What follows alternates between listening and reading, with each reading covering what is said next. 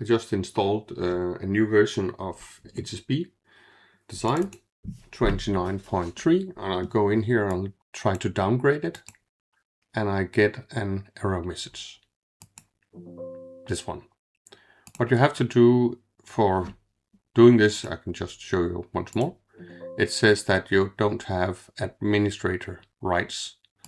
So what you have to do is, have the administrator rights, right click on the icon, run as administrator, and log in with your initials.